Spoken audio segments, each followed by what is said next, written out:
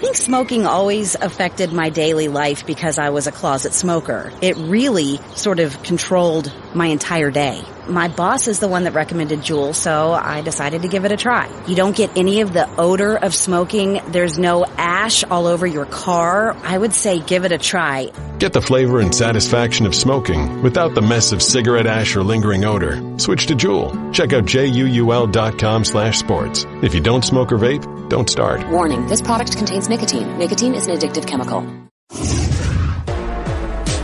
Durant versus Draymond, the one development that really elevates it. Boogie Cousins had to step in for cooler heads to prevail. Also, Markelle Fultz, he said it slipped. Gutierrez, Spain, Page, Plasky, Halle Berry, let's go! More chocolate. Yeah. That's better than Omaha. That was not a slip. It's better than Omaha. Goff had the best response. That's his favorite play. We got. Look at these images of the field in Mexico City, set to host the biggest game of the NFL season next Monday night, Rams and Chiefs. Looks like my floor at home. Ongoing discussion about whether that surface can get up to playing level in the next week, or if the league would be better off moving the game back to Los Angeles, who was giving up the home game to play in Mexico, or postponing it altogether. It's been characterized the NFL is determined to play this game in Mexico City. Bill Plaschke, I'll start with you. You're based in Los Angeles. How important is it for this game to go off in Mexico? Not nearly as important as player safety, Tony. That's got to be the number one priority here, and I don't see how that field can be safe. We've seen the photos of it. I don't know how they can re-sod. I know they're re-sodding it now. I don't see how they can get it in good condition in a week. They have to understand that the NFL plays there. If they decide to play there, every case of turf toe is going to be examined. Every twisted ankle, every knee thing, everything is going to be examined for player safety. It's too risky. Move it back to L.A. The league has done this before. They've canceled a Hall of Fame game because of a bad field. They moved a stadium in San Diego in 2003, they moved the Chargers, played it in Tempe because they had stadium issues. They've done this before. Do this now. For the players' sake, they need to do it. Are you hearing anything from the LA Rams that they want this game back in Los Angeles? Well, yeah, I'm sure they do. I mean, it's a home game. It should be in L.A. It'd be the marquee game of the season in the marquee town of the season. They got to move it back. Woody Page, join us. Yeah, you should be talking to me about what the Rams are saying. They're here in Colorado training for this game at high altitude.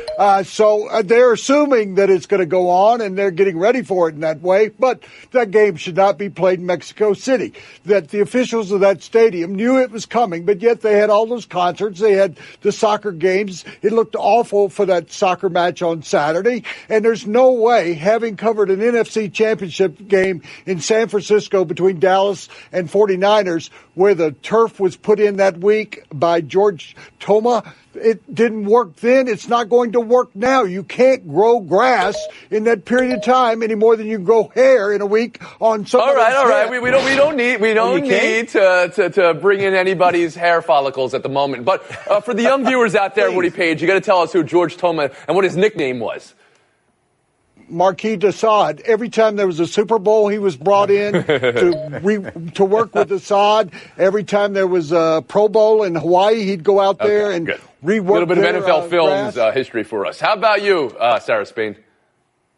Well, Bill already covered the biggest, most important part, which is safety. But when it comes to this particular game, it's also entertainment value. This is coming in and opened with the biggest over-under in over 30 years at 64. Two of the best teams in the league. They don't want to have them injured, but they also don't want this game to end up being a muddy disaster. Now, in 2014, the Rose Bowl had to replace the field between the Rose Bowl and the BCS Championship. But that was a field on top of a field situation, and that bottom field was in a much better position than this one is right now. They're taking a completely hybrid field out and then sodding it with a completely different surface. And it's supposed to rain the next 3 days there too. To me, this feels like if you have the Rams home stadium open, which is always what they do with international games, then you should use it if there's any doubt whatsoever. And Israel Gutierrez. Yeah, I feel like if there's any doubt, like Sarah said, you should replace this. It's great to have the game shared with our neighbor country here. That's amazing. But this game has taken on a different element here. It is not only the best game of the year, it's one of the best games since the merger. Since 1970, there's only been 5 2-1-loss teams meeting this late in the season. You want to show, it would be a perfect storm if we get a great show between these two teams and we get to share it with Mexico City. But if the turf or grass is not up to snuff, then you're not going to get the taste same type of explosive plays. You're not going to get the same type of football. So why are you sharing that with, Mexico City necessarily and keeping our players unsafe? Definitely try to move this back to L.A. as soon as possible if that's the case. Promise we'll make it up to you with another game, Mexico City. Flashkey, do you want to get back in here? Please, go ahead. Yeah, Sarah made a great point about the only comparable incident is when the Rose Bowl did change fields in 2014. They had 6 months. They planned for that for 6 months, and they worked it out, and they barely got it done. So this is trying to be playing in 6 hours. Not going to work. Sarah? Not going to happen. Yeah, worth noting, though, that was 5 days. This is 9 days, so they do have more time. That was pre-planned, though. And also that this is the third game at this stadium in Mexico City. It's not the first. That does make a difference to me in terms of how important it is. But NFL games do update their sod midweek. This happens in the NFL as well. Player safety is the most important thing. Did anybody check out the air quality last night in San Francisco or just outside San Francisco? There were fans wearing masks watching the game. The bulletin came in that you should not exert yourself, yet they still played a football game with the fire so close to the stadium last night. There's a lot of these decisions that come up midweek of a game, and then the game gets played, and you never hear about it again. That's what Bring the it NFL back to L.A. Of course you want it back in L.A. I'm sure the Rams want it back in L.A. It's an important game. We'll move on. Let's talk about that game last night between the 49ers and the Giants. Giants won 27-23. Eli had his 31st career comeback, regular season and postseason, but it probably doesn't crack the top 30, seeing as it pulled them 5 games within 500. Odell Beckham left this game happy, so I think we can all be happy on that level, Sarah Spade. How do you think Giants fans feel today? They should feel differently depending on what their end goal is. If they want Eli to experience a couple more wins and go out a little bit in style after all he's done for the franchise, then they're hoping he sticks around for a couple more games and plays the way he did, pulling off comebacks like they did yesterday for the win. If they want to get a better draft pick, then they're wondering why so much effort is being put into trying to win games now instead of look at the successor to Eli. If they want to see what Kyle Aletta can do, then they're wondering why a win like this in a season that started out 1-7 is more important than getting a look at what's next. To me, the most important thing I can say about this, at the very least, is it's never too late to get the right attitude and to see OBJ after the game saying something like, we just got to win the next 7. This is my guy, Eli, doing the right things. It's never too late to figure out how to do right by your quarterback and your team, and he's doing it. Now they just need everyone else to lose every other game if they win. Okay, so to wrap it all up in a bow for us, Israel Gutierrez, what did you see from the Giants last night?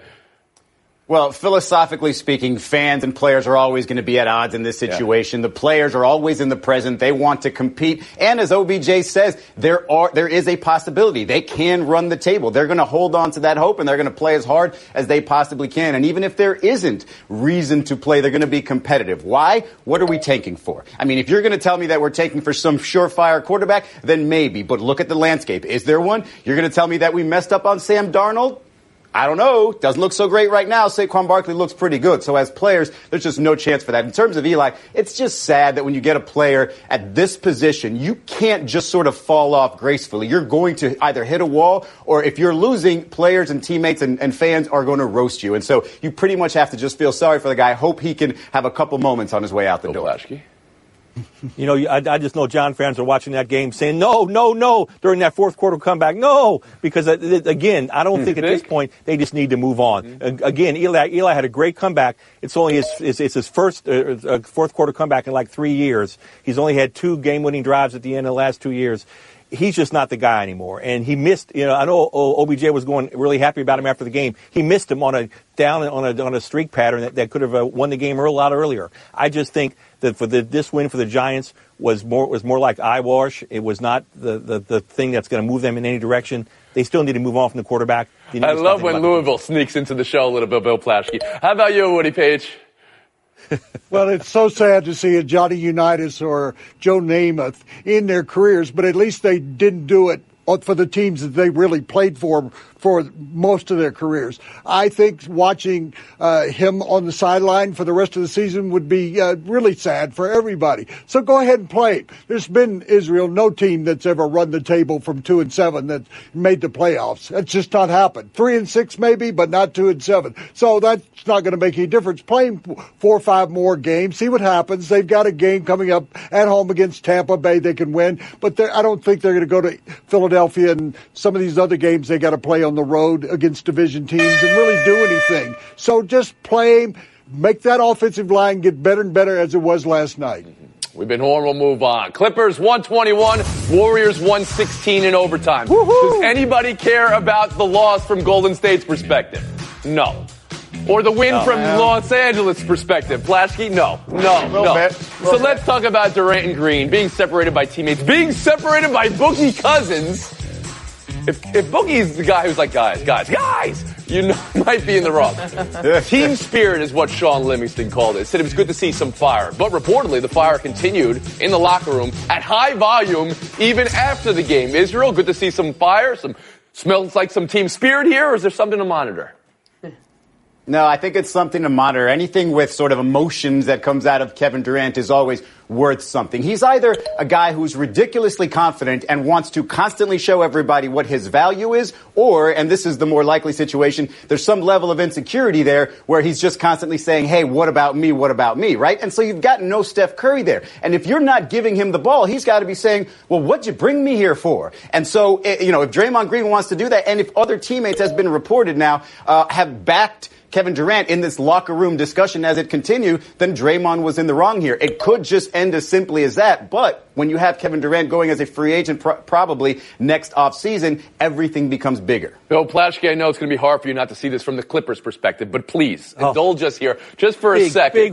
Big win for the Clippers, Tony. Glad you brought that up. Big win for the Clippers. No, but Izzy, I can't believe it sounds like you're blaming Durant for some of this. He was just trying to win the game. Draymond totally screwed up that play. Should have thrown it to Durant. And afterward, I thought the emotion was good. These guys keep each other honest. Draymond is kind of the heartbeat of the team. He's their passion. He wears his emotions on his sleeves. Durant then fights back to him. I think it's good that they still care so much in November about winning the game and messing up. I think it's all positive. Woody Page?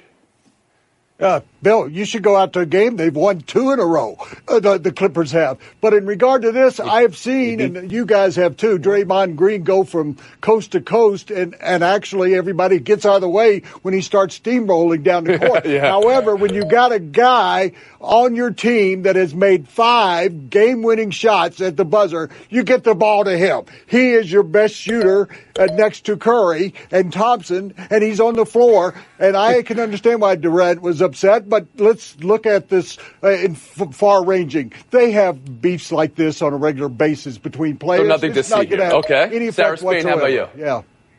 I absolutely love it because we know that this is who Draymond is. He's an agitator. He's a button pusher, whether with his own coach and his teammates or others. As long as it's controlled enough to not result in what we saw in the finals a couple years ago, this is a good thing because this team is cruising all year long, every year to another championship. We need to know that they care in games in November. We need to know that there's actual passion there. We're hearing from the Phoenix Suns that none of them feel comfortable pushing each other. That's a problem. This team is comfortable pushing each other, and it results in wins. Israel and Flashkey real quick after the horn. Go ahead. Yeah, Bill, not blaming Kevin Durant at all. In fact, I'm saying, Draymond Green, know your teammates there. You were the one who recruited him. Well, give him his moment. Let him win that game.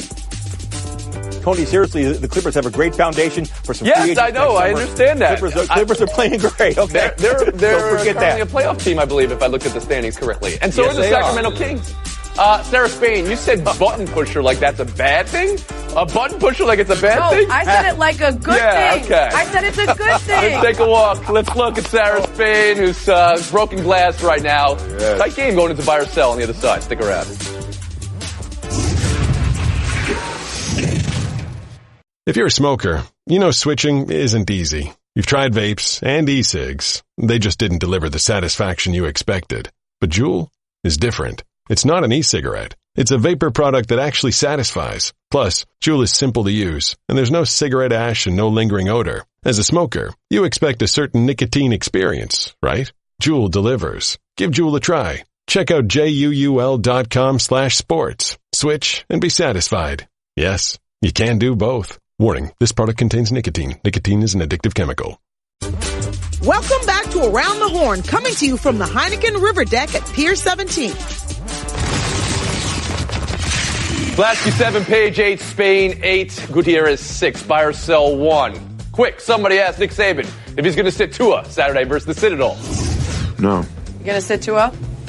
No, why would we do that? And I'm not really interested in any of your suggestions about how we should manage our team and what we should do to try to get better, regardless of what you think, just because we're playing the Citadel. Bill, buy or sell Saban's approach here? I love it. I love the Argyle sweater, and I love the approach. Yeah, that's why that's their culture. Every game's important. They have to start them. They're probably going to play them a quarter, but they have to start them to let everyone know every game matters. There's no traffic. Woody Page? Let me help you out, Nick. You should be interested in my opinion. You got Nick Jones there. He's played in 5 games. He's a guy getting more reps. You got 2 quarterbacks that are hurt. You're playing Citadel, which is not in the same division as you are in college football. So I think you start the young. Sarah Spain? Yeah, I think part of that decision is that they've got Mac Jones, their third-string guy, and they would rather have Tua go in and get a comfortable lead and pull him early to prove not only that every game matters, but also because the Citadel's not going to get to Tua. He was sacked 4 times against Mississippi State and re-aggravated that injury because they've got one of the best D-lines in the game. It's not going to happen against Gutierrez. Yeah, it's disrespectful to other players if you sit Tua and not them because, they can get hurt too. And like Sarah said, you could literally have him not touch Tua, and that would be and that would absolutely work. Why be disrespectful to other players when you could be disrespectful to you people? We move on.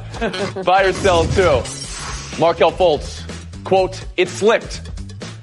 Do you believe him? And regardless, Woody Page, I'll start with you. Have you ever seen a basketball player go through the yips like you've seen golfers and baseball players before? Yeah, it looks like Charles Barkley's golf swing, really. But George McGinnis, when he played in the ABA, he had the same kind of problems. He couldn't shoot free throws, and the guy averaged 25 to 30 points a game. He got past it, though, and I think Fultz, if he continues to work on it, can get over the psychological problems he's having, I think, in shooting at any place on the court. Sarah Spain? I'm not buying it's a slip. When something slips, it changes position in your hands. That stayed the same and just moved up and down like a yip, which it is. The only thing that's going to be slippiness is minutes when Jimmy Butler arrives and they don't have as much time to put into his record. That's a completely different thing, right? I mean, if you're saying it's yips, well, that would be something that is a delicate matter, and Jimmy Butler comes in like a sledgehammer. Israel Gutierrez, you want to address that? Yeah, I mean, that slip looked a lot like the videos of him shooting jumpers last year. It's more of a regression than it is a slip there. And I think if you look at him while he's on the free throw line, just his eyes, he's not looking at the rim at all. He just looks nervous there. And you bring in Jimmy Butler and put more pressure on this team to succeed and Markelle to succeed. Man, that might not end well. Not even just pressure to succeed. It's the actual pressure of Jimmy Butler and what he does to young players. Bill Plaschke, how about you? No, I think just the opposite. I mean, it's clearly the yips. I think Butler's good for him. Butler's going to allow him maybe to fade into the background a little bit, not be the focus of everything. We saw it out here with Lonzo Ball. When the minute they got LeBron, everybody kind of forgot about Lonzo. Good point, Bill. Fultz kind of needs no attention right now. We'll move on. Buy or sell 3, MLB Rookies of the Year. The vote wasn't as close in either league as some thought it could be. Acuna Jr. over Soto and Ohtani over the Yankees, Andujar and Torres. Ohtani played 104 games, at least batting, pitched 10 games. Some wondering if that's enough games for your Rookie of the Year. Sarah, buy or sell the Ohtani pick? Wondering why people aren't saying the same about Acuna Jr., who only played 111. That 7 games difference isn't that big of a deal to me. I think we focus more on Ohtani because his injury was so noteworthy. He absolutely earned it. Back in 1919, Babe Ruth pitched 50 innings and hit at least 20 homers in a season. That's the last time somebody did it before Ohtani did it this year. He deserves it. Gutierrez. Yeah, those 10 starts seem to add a little bit more value when you think about it, right? Because as starting pitchers, you can win MVP and only, play in 35 games and stuff like that. So I do think that Ohtani absolutely deserved it. I don't think there's much beef there. Plaschke. When you're a rookie and the only player you're comparable to is, like Sarah said, Babe Ruth, case closed. He has to win Rookie of the Year. Okay, case closed. Page. Yeah, so I'll make 7 points here, but let me start with this one. Bill, if I was out there, I would go see him every game. In spring training, I couldn't wait to see him. In the regular season, you think you've got a star like that in budding, he'll be around for 15 years. Point number 2, let it go. You want to watch this showdown between Plaschke and Spain? Well, I can respect that. All right, Woody Page. I want to watch Israel Gutierrez going the wrong way. Bill Plaschke and Sarah Spain in showdown. And what will the button pusher do? That's the question. Sarah Spain. Don't forget, he called you a button pusher. I think that's a compliment. I consider that a compliment. Oh, now it's a compliment. Hey, college football fans, Kirk Herbstreit here. Whether you're home gating or tailgating this season, score big on Game Day Eats with Eckridge Smoked Sausage. And now you can enter the 2019 Road to the National Championship sweepstakes. You can join me at the College Football Playoff National Championship in Santa Clara, California for a chance to throw to win $1 million. To enter and learn more, visit EckridgeFootball.com. No purchase necessary, void where prohibited. Sweepstakes ends 12/2018. Contest rules online. Hey there, I'm Tony Reali, your panelist to watch in Showdown. It's Bill Plaschke and Sarah Spain. That's it. That's the list. Good luck. Showdown 1, $100 for the month-long In the Building pass. You have no view of the courts. This is what the Warriors are doing, Bill. Ingenuity or shakedown? A shakedown, absolutely. They're just trying to sell more beer, sell more concessions, get him in there. And then what's going to happen when they want to go see the game? They're going to overrun the ushers. They're going to be trading with ticket stubs. It'll be a nightmare.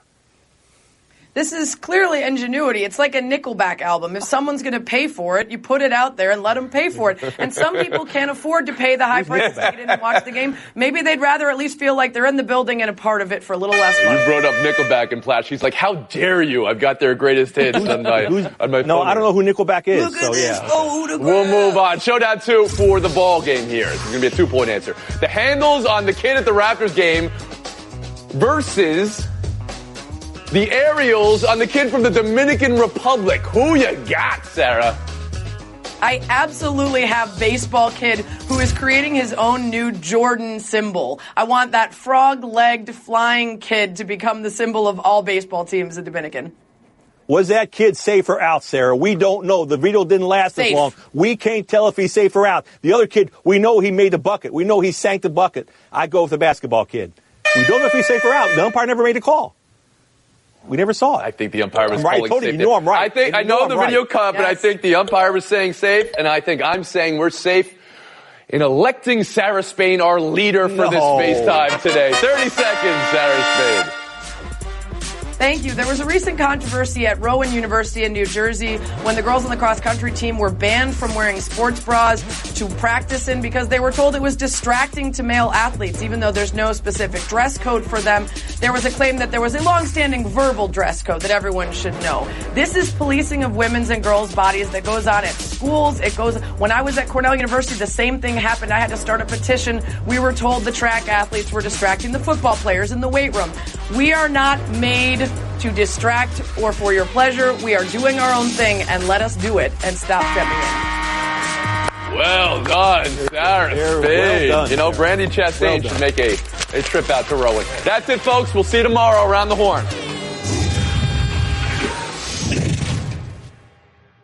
If you're a smoker, you know switching isn't easy. You've tried vapes and e-cigs. They just didn't deliver the satisfaction you expected. But Juul is different. It's not an e-cigarette. It's a vapor product that actually satisfies. Plus, Juul is simple to use, and there's no cigarette ash and no lingering odor. As a smoker, you expect a certain nicotine experience, right? Juul delivers. Give Juul a try. Check out JUUL.com/sports. Switch and be satisfied. Yes, you can do both. Warning, this product contains nicotine. Nicotine is an addictive chemical.